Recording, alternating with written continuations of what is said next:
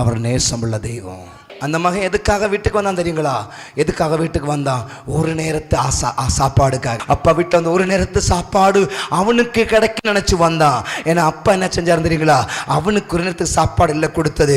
அப்பா சத்தமா சொல்றா, டேய் ஆடு வெட்டுடா, மாடு வெட்டுடா, பிரியாணி செய்டா. எதுக்கு தெரியுமா?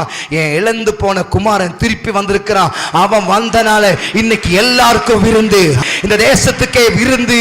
இன்னைக்கு கர்த்தர் தீர்க்க தரிசனமா சொல்றாங்க. என்ன சொல்றது தெரியுங்களா? அல்லேலூயா. நீ வந்தது உன்னுடைய விடுதலைக்காகத்தான் வந்த, உனக்கு ஒரு ஆறுதலுக்காகத்தான் வந்த. ஆனால் கர்த்தர் சொல்லுகிறார், உனக்கு மட்டுமல்ல விடுதலை, உன் நிமித்தம் அநேகருக்கு கர்த்தர் விடுதலை கொடுக்க போகிறார். உன் நிமித்தம் கர்த்தர் அநேகரை கண்ணிலே துடைக்க போகிறார். உன் நிமித்தம் கர்த்தர் அநேகருடைய காயங்களை கெட்ட போகிறார்.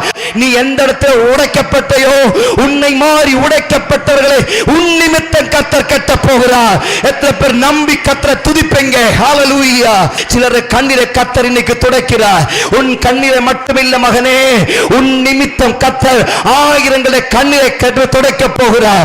நீ கஷ்டப்பட்ட கஷ்டம், நீ பட்ட பாடுகள், கர்த்தர் சொல்லுகிறார் உனக்கு மட்டுமல்ல விடுதலை, உன் நிமித்தம் கர்த்தர் அநேகருக்கு விடுதலை கொடுக்க போகிறார் என்று கர்த்தர் சொல்லுகிறார்.